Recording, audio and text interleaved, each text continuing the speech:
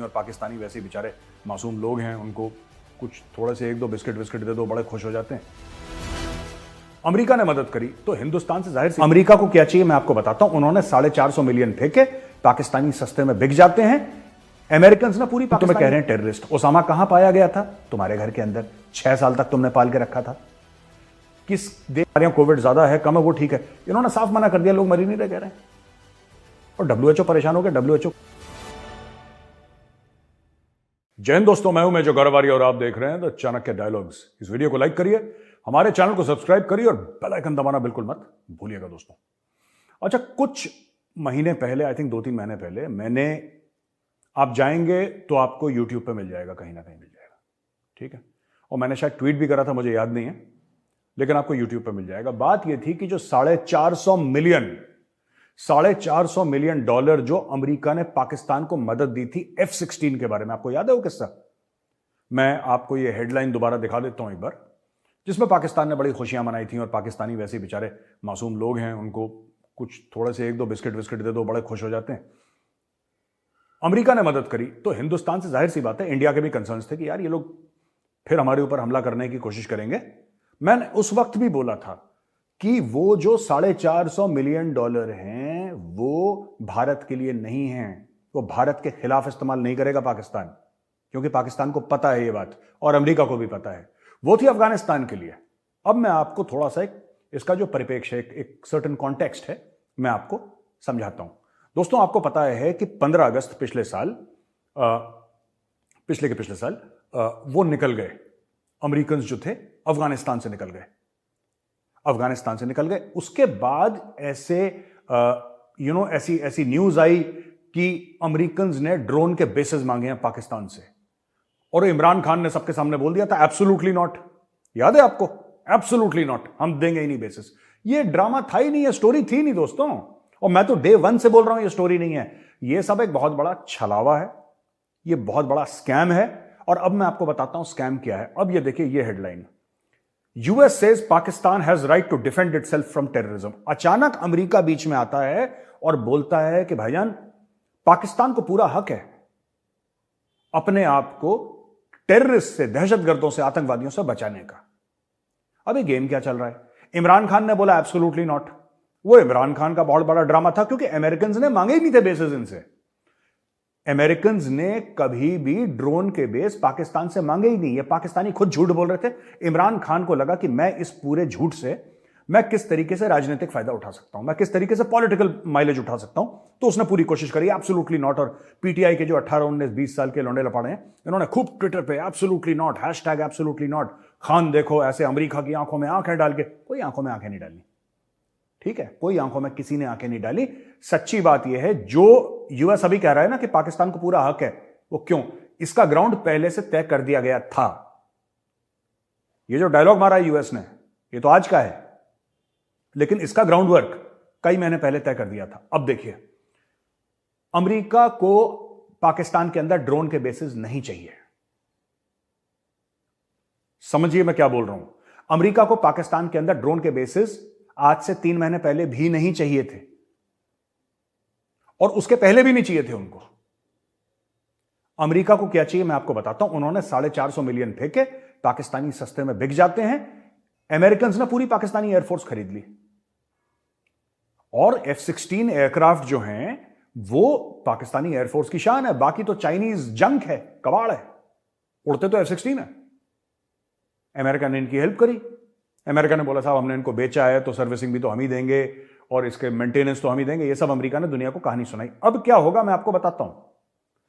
होगा ये दोस्तों कि पाकिस्तान के अंदर ये पूरे अटैक चल रहे हैं। अब मुझे नहीं पता कितने जेन्युइन अटैक हैं और कितने पाकिस्तान ने खुद करवाए हैं अपने ऊपर।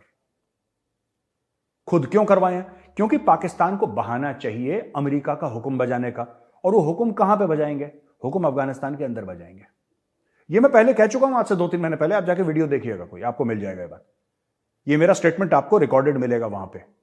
और मुझे तभी डाउट था अमेरिका क्यों दे रहा है। इंडिया में बड़े लोगों ने बोला, कुछ लोग फॉरेन ऑफिस के भी थे हमारे दोस्त, उन्होंने बोला कि नहीं साहब ये भारत के खिलाफ। मैंने बोला भारत चार के खिलाफ मामला है ही नहीं है, ये मामला कुछ और है।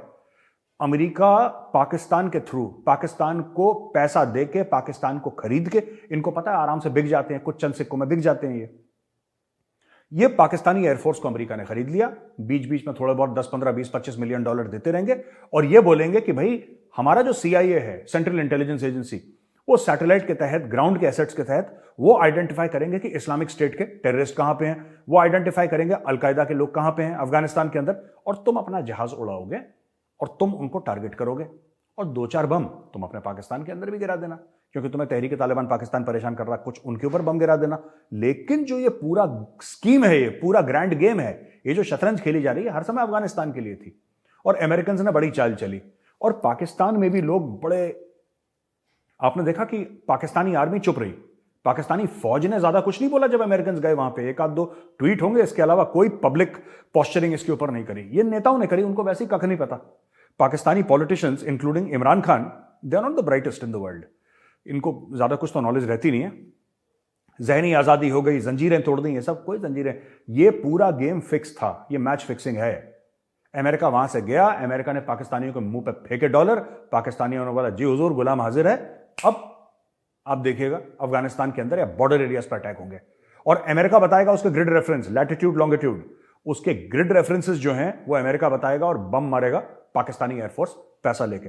मर्सनरी एक्शन है, ये आप समझ लीजिए दोस्तों। तो ये पहली खबर थी, और ये जो मैं कह रहा हूं आज, इसको आप प्लीज नोट करिएगा कि मेजर साहब ने बात हमें बताई थी और ये सच होने वाली है। अच्छा, हमने आपको कल खबर दी थी वो खानेवाल में, जो हमने बोला था ना कि वो बंदे मार दिए CTD के, काउंटर टेररिज्म डिपार्टमेंट के बंदे, जो हमने कल बोला था पंजाब के दिल में, उसमें से एक बंदा ISI का एजेंट था। यह खबर देखिए, उसमें से एक बंदा था, वो लोकल हेड था ISI का। तहरीक तालिबान को पता लग गया कि भाई साहब ये ISI वाले हमारे खिलाफ कुछ कर रहे हैं, अब हमें हमारे खिलाफ कार्रवाई कर रहे हैं। उन्होंने जाकर ISI वाले को ठोक दिया, उसमें से एक ISI वाला था। इसलिए दोस्तों मैं ये खबर आपको दोबारा आज दे रहा हूं, और ये पाकिस्तान के लिए निहायत ही खतरनाक चीज है, क्योंकि पंजाब तो दिल है पाकिस्तान का, बाकी सब ऐसे ही हैं छोटे मोटे दाएं बाएं हड्डियां शड्डियां। असली दिल जो है, दिमाग जो है पाकिस्तान का, दैट इज पंजाब। पंजाब के अलावा there is no Pakistan at all. ठीक है, पाकिस्तान एक पाकिस्तान का तसव्वुर कर सकता है, ध्यान दीजिएगा, पाकिस्तान एक पाकिस्तान का तसव्वुर कर सकता है ईस्ट पाकिस्तान के बिना। कि बंगाली, जिनकी तादाद, जिनकी पॉपुलेशन, जिनकी जनसंख्या 1971 में बाकी पाकिस्तान से ज्यादा थी। पहली बार ऐसा दुनिया में हुआ है जहां पे एक मेजॉरिटी ने माइनॉरिटी को बोला कि भाई साहब हम अलग हो जाएं, हमारी जान छोड़ो। ये पहली बार हुआ है जब बंगालियों ने हाथ जोड़ लिया, बोला कि भाई साहब हमें अलग करो यार, हम तुमसे बहुत परेशान हो गए, तुम लोग पागल लोग। वो पाकिस्तान को मंजूर है, लेकिन पंजाब में कुछ हो जाए ये पाकिस्तान को मंजूर नहीं है, because without Punjab there is no Pakistan. ठीक है दोस्तों, अब ये ISI वाले को खानेवाल में जाके मारा, इनको पता लग गया ISI वाला क्या कर रहा है, इन्होंने ठोक दिया ISI वाले को। तो ये कल की खबर का एक्सटेंशन है। कल हमें यह पता था कि ये CTD वाले हैं, काउंटर टेररिज्म डिपार्टमेंट वाले हैं, लेकिन नहीं, पता लगा कि एक हो सकता है काउंटर टेररिज्म वाला, लेकिन दूसरा जो है वो डेफिनेटली ISI का बंदा था, inter services intelligence of the Pakistan army. ये है। अच्छा, तीसरी चीज ये है कि responding to media queries today, foreign office spokesperson Mumtaz Zahra Baloch said Pakistan rejects, ये भारत के लिए बोल रहा है Pakistan rejects the baseless and frivolous accusations made by the Indian External Affairs Minister. His latest tirade is a reflection of the growing frustration of India's failure to malign and isolate Pakistan. Pakistan ये कह रहा है साहब, जो हमें आतंकवादी कहते हैं भारत, ये बिल्कुल मलेशियस है, यानी कि गंदी नीयत से है, ये फ्रिवलेस है, यानी बेकार है, इसकी कोई वैल्यू नहीं है, और भारत चाह रहा है पाकिस्तान की पाकिस्तान का नाम खराब करे, और इसमें भारत फेल हो रहा है, इसलिए भारत फ्रस्ट्रेट हो रहा है। ये जहरा बलोच साहिबा जो हैं, मुमताज जहरा बलोच, वो कह रही हैं। यार मुझे लगता है ये पाकिस्तानी कौन सी अलिफ लैला की दुनिया में रहते हैं यार। तुम लोगों की पैंट उतारी जाती है एयरपोर्ट पर, तुम्हारे प्रधानमंत्रियों की पैंट उतारी जाती है, तुम कह रहे हो भारत तुम्हारी बेइज्जती कर रहा है। वो बेइज्जती उसकी होती है यार जिसकी इज्जत होती है। तुम्हें हर जगह जलील करते हैं। जब तुम फॉरेन कंट्री में जाते हो, तुम ये कहते हो कि हम इंडियन हैं, कि लोग तुम्हें थोड़ी इज्जत दें तुम्हें, वरना तुम्हें तो कोई इज्जत नहीं देता। तुम्हारे स्टूडेंट यूक्रेन में तिरंगा लहराते भारत माता की जय बोलते हैं, जय हिंद बोलते हैं, तब तो लोग उनको जाने देते हैं। कौन सी इज्जत, ये कौन सी इज्जत तुम्हारे पास नई नई आ गई जो तुमने जमीन खोद के निकाल ली भाई इज्जत। Frivolous propaganda. एक बात बताओ, हम तुम्हें कह रहे हैं टेररिस्ट, ओसामा कहां पाया गया था? तुम्हारे घर के अंदर 6 साल तक तुमने पाल के रखा था। किस देश के राष्ट्रपति ने यह बोला था कि ओसामा बिन लादेन हमारा हीरो है, लश्कर तैयबा हमारा हीरो है? तुम्हारा परवेज मुशर्रफ ने बोला है, फॉर्मल इंटरव्यू है, आप जाके देख लो, यूट्यूब में उसका इंटरव्यू अवेलेबल है। किसने बीच में बोला था कि उसामा बिन लादेन शहीद है? पार्लियामेंट में इमरान खान ने बोला था। आप जाके देख लो, कौन सा मुल्क 3-3 बार एफएटीएफ में आ चुका है? कौन सा मुल्क दुनिया में 3-3 बार एफएटीएफ में आ चुका है? इट्स पाकिस्तान। दुनिया आपको टेररिस्ट कह रही है। देखिए, जो डॉक्टर जयशंकर ने बोला, डॉक्टर जयशंकर ने कोई नई बात नहीं बोली। It's the same old thing which is been reiterating again and again. दुनिया समझती है Pakistan is a terrorist state. That's it. मतलब आप ठीक है, आप किसी तरीके से बचे हुए हैं, पैसे आपके पास नहीं है, फॉरेन पॉलिसी आपकी डूबी हुई है, इकोनॉमिक पॉलिसी आपकी डूबी हुई है, मैन पावर आपके पास नहीं है, ह्यूमन रिसोर्स डेवलपमेंट आपकी जीरो है, इज्जत आपकी नहीं है, इकबाल आपका जमीन के अंदर घुसा हुआ है। आपको पूछ कौन रहा है? आपको क्या लगता है सीरियसली कि डॉक्टर जयशंकर वक्त निकालेंगे कि चलो पाकिस्तान की बेइज्जती? इज्जत है ही नहीं भाई, इज्जत है ही नहीं तो बेइज्जती कहां से होगी? ये तो आपने इंपॉसिबल काम दे दिया। डॉक्टर जयशंकर जादूगर जरूर है, जबरदस्त डिप्लोमेट जरूर है, लेकिन पाकिस्तान की बेइज्जती डॉक्टर जयशंकर भी नहीं कर सकते, मोदी जी भी नहीं कर सकते, पाकिस्तान की बेइज्जती नहीं कर सकते, क्योंकि बेइज्जती करने के लिए सबसे पहले इज्जत होना जरूरी है। इज्जत है नहीं, डॉक्टर जयशंकर कैसे बेइज्जती करेंगे? You are giving the man an impossible task. ठीक है, अब हम आते हैं, ये पाकिस्तान स्ट्रांगली कंडेम्स। इनको देखिए, इनका कॉन्फिडेंस देखिए भाइयों का। घर में नहीं है दाने, अम्मा चली बुनाने। कॉन्फिडेंस देखिए भाई लोगों का, मैं तो कॉन्फिडेंस को सैल्यूट करता हूं। Pakistan strongly condemns Israeli minister's insensitive and provocative visit to Al Aqsa mosque. एक अल अक्सा मॉस्क है, ठीक है, जिसको ज्यूज कहते हैं टेंपल माउंट। सबसे पहले जो 3 धर्म हैं उनके लिए ये मुकद्दस है, मान्यता प्राप्त है। ठीक है, सबसे पहले आया जुडाइज्म, यानी कि यहूदियों का जो मजहब है, वो सबसे पहले आया। ठीक है, उसके बाद आई क्रिश्चियनिटी, यानी जीसस क्राइस्ट, और जीसस क्राइस्ट के आई थिंक 700-750 साल के बाद प्रॉफिट मोहम्मद आए जो इस्लाम लेकर आए। ये जो है एरिया पूरा, ये तीनों धर्मों के लिए मुकद्दस है। पर पैलेस्टीनियंस को पड़ा नहीं। क्या वहां पे चुल ऐसी है पैलेस्टीनियंस को कि इजरायली मिनिस्टर वो क्यों नहीं आ सकता भाई वहां पे? आपसे पहले वहां पे यहूदियों का बना हुआ था, सबसे पहले, वो क्यों नहीं आ सकता वहां पे? ओ भाई, मस्जिद एक पाक जगह है, मस्जिद एक अच्छी जगह है, आप लोगों ने उसको कब्जा ग्रुप क्यों अपने आप को बना लिया कि हर चीज पर कब्जा कर लो, हर चीज पर कब्जा कर लो? उसको टेंपल माउंट कहते हैं जूस। और जूस वहां पे इबादत जो है, पूजा पाठ अपना इस्लाम के आने से 1000 साल पहले से कर रहे हैं वहां पे ऑलरेडी। लेकिन वहां पे पैलेस्टीनियन मेजोरिटी में, और जहां पे पैलेस्टीन मेजोरिटी में, वहां पे घुस जाते हैं अंदर कि नहीं ये जो हमारा कैसे आ गया। और पाकिस्तान ने अपना मुंह खोल लिया फालतू में। पैसे नहीं मिलेंगे बेटा, मैं बता रहा हूं पाकिस्तानियों, पैसे नहीं मिलेंगे। इजराइल ने एक फोन करा ना, सब बंद हो जाएगा। सऊदी भी पैसे नहीं देगा। तुम लोग कम बोला करो जरा, और अपनी हाइट के, अपने वजन और अपनी औकात के हिसाब से बोला करो। हाइट, वजन, औकात, ठीक है? हाइट, औकात, वजन, HAW, हॉ, कहते ना हॉ कितना बुरा आदमी है, हॉ के हिसाब से तुम बोला करो, हाइट, औकात और वजन के हिसाब से। पैलेस्टीन में क्या हो रहा है उससे भी दर्द है। ये नहीं पता, ये नहीं पता कि जनवरी की तनख्वाहें कैसे देंगे। पैलेस्टीन का बड़ा दर्द है, कश्मीर का बड़ा दर्द है, ये बड़ा दर्द है। और फालतू की चीजें, झूठी बातें, झूठा प्रोपेगेंडा। अरे भाई, यहूदी क्यों नहीं जा सकता? उसकी भी बात वहां पे, आप भी जाओ, आप भी नमाज पढ़ो, वो भी अपनी प्रेयर करेगा, ईसाई भी जाएगा। नहीं, आपने बोला कि नहीं साहब हम ही करेंगे, बाकी सबको निकाल दो। ऐसे होता है। फिर जब वो ठोकते हैं, फिर तुम रोते हो, फिर तुम विक्टिम कार्ड प्ले करते हो। पैलेस्टीनियंस, सारे पैलेस्टीनियंस फिर विक्टिम कार्ड प्ले करते हैं। हाय हाय हमें मार दिया, हम मासूम। कोई मासूम नहीं है। मैं IDF को, इजराइल जो डिफेंस फोर्सेस हैं, मैं IDF को ये कहना चाहता हूं, आप लोग ठोकते हैं, बिल्कुल ठीक ठोकते हैं, ठोकते रहिए, बजाते रहो। Very good, I like it. ठीक है, ये कह रहा है चेन एर्जेन, ये इसका नाम है, चाइनीज है, चाइना के अंदर रहता है। और ये इनका जो रीजन हॉस्पिटल है, ये उसके एडवाइजरी पैनल में, जो शंघाई का कोविड एडवाइजरी पैनल है, उसका मेंबर है। उसने बोला है कि 70% शंघाई की पॉपुलेशन को कोविड हो चुका है। और Shanghai one of the largest cities of China है। आप समझ लीजिए, वहां पे 70% लोगों को कह रहा है कि अंदेशा है कि 70% लोगों को they have been infected with COVID।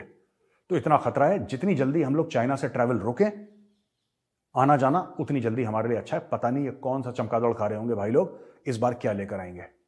आप तो कोई बताते कोविड की ये स्ट्रेन है जो इंडिया में फर्क नहीं, आपको क्या पता 10 स्ट्रेन और हैं। ये बताते हो ना, झूठे हैं ये। WHO ने भी इनको यही बोला कि यार बी मोर ट्रांसपेरेंट।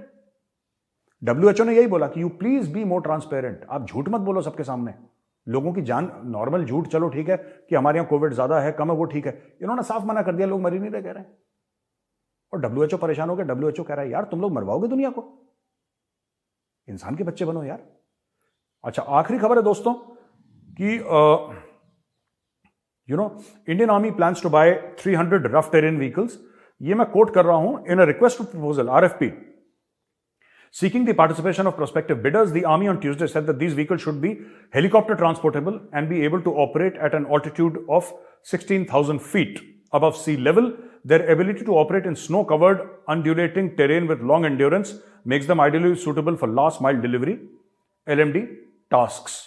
ये RPF ने बोला है। तो इसमें बेसिकली क्या है कि मिनिस्ट्री ऑफ डिफेंस का एक ये फाइल है जो हम आपको दिखाना चाहते हैं यहां पे।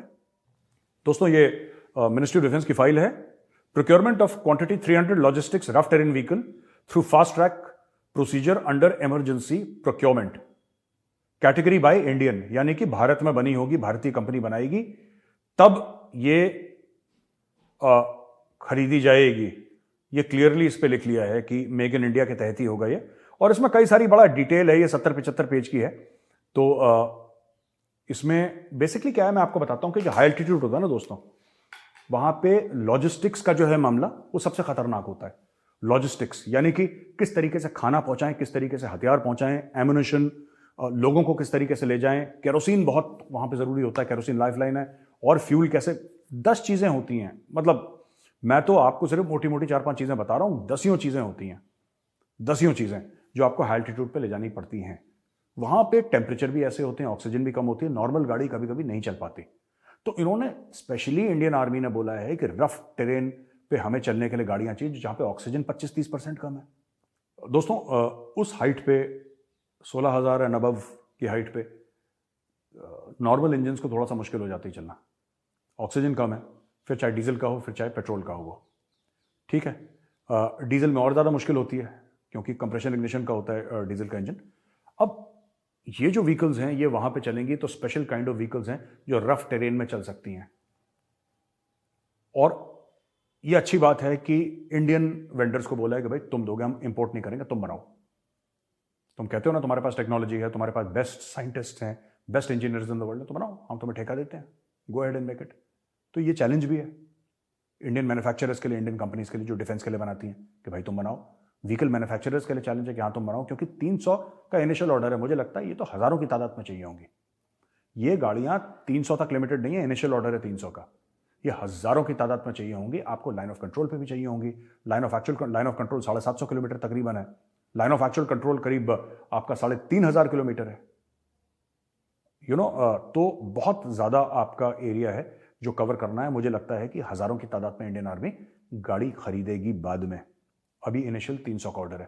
तो this is a good thing कि हम लोग इस टाइप की गाड़ी ला रहे हैं जो कि मैन इक्विपमेंट और सब जितनी भी चीजें हमें ले जानी है उसको, उसकी पोर्टेबिलिटी को या उसको आगे ले जाने को, उसको मूवमेंट को एड करेगी, हेल्प करेगी।